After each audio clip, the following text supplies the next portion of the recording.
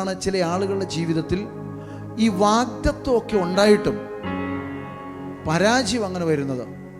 അഥവാ ദൈവം പറഞ്ഞേക്കുന്ന ഒരു അനുഗ്രഹദായകമായ ജീവിതത്തിൻ്റെ തലമുണ്ട്, അങ്ങോട്ട് എത്തപ്പെടാൻ കഴിയുന്നില്ല. ദൈവം ഇത് പറഞ്ഞിട്ടുമുണ്ട്, പക്ഷെ എന്തുകൊണ്ടാണ് വിപരീതമായിട്ട് സംഭവിക്കുന്നത്?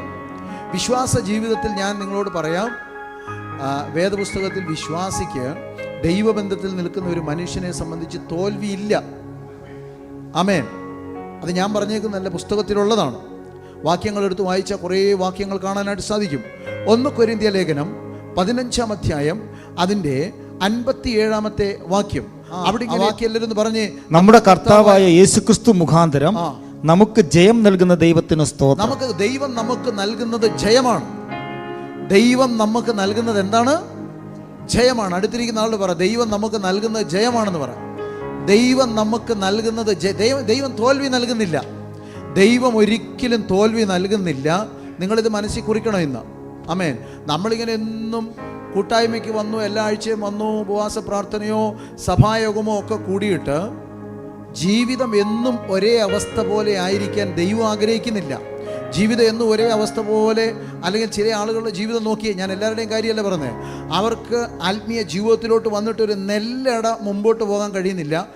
എങ്ങനെ വന്നോ അതുപോലെ നിൽക്കുകയാണ്. അല്ലെങ്കിൽ ചിലപ്പോൾ എന്തെങ്കിലും ഒരു കാര്യത്തിൽ, മിക്കവാറും ആളുകൾ നമ്മുടെയൊക്കെ ഈ പുതിയ കൂട്ടങ്ങളാണല്ലോ, ഈ കൂട്ടങ്ങളിലേക്ക് വരുന്ന ആളുകളൊക്കെ ജീവിതത്തിൽ എന്തെങ്കിലും ഒരു വിടുതലിൻ്റെ അനുഭവം കിട്ടിയ ജീവിതത്തിലേക്ക് വരുന്നത്. ഏതെങ്കിലും കാര്യത്തിൽ ദൈവം അവരുടെ ജീവിതത്തോട് ഇടപെട്ടു, അങ്ങനെയാണ് അവർ വിശ്വാസത്തിലേക്ക് വരാനിടയായത്. അങ്ങനെ വന്നതിന് ശേഷം അന്നുണ്ടായ ആ അനുഭവം അല്ലാതെ പിന്നെ ഒരു അനുഭവം ഇല്ല എന്ന് പറയുന്ന അവസ്ഥയാകരുത്.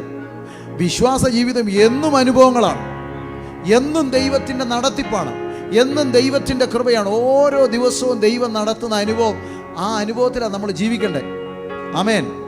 ഇന്നലകളിൽ പണ്ടുണ്ടായ ഏതെങ്കിലും ഒരു അനുഭവത്തിലല്ല നമ്മൾ ജീവിക്കേണ്ടത്. ഇന്നിൻ്റെ അനുഭവത്തിൽ, ഇന്ന് പരിശുദ്ധാത്മാവിൻ്റെ പ്രവർത്തികൾ, ഇന്ന് ദൈവത്തിൻ്റെ പ്രവർത്തികൾ, ഇന്ന് ദൈവത്തിൻ്റെ കൃപ അനുഭവിച്ച് ജീവിക്കണം. ആമേൻ. ഹല്ലേലൂയ. അതെ, നമ്മുടെ കർത്താവായ യേശുക്രിസ്തു മുഖാന്തരം ദൈവം നമുക്ക് ജയം നൽകുകയാണ്. നമ്മളിവിടെ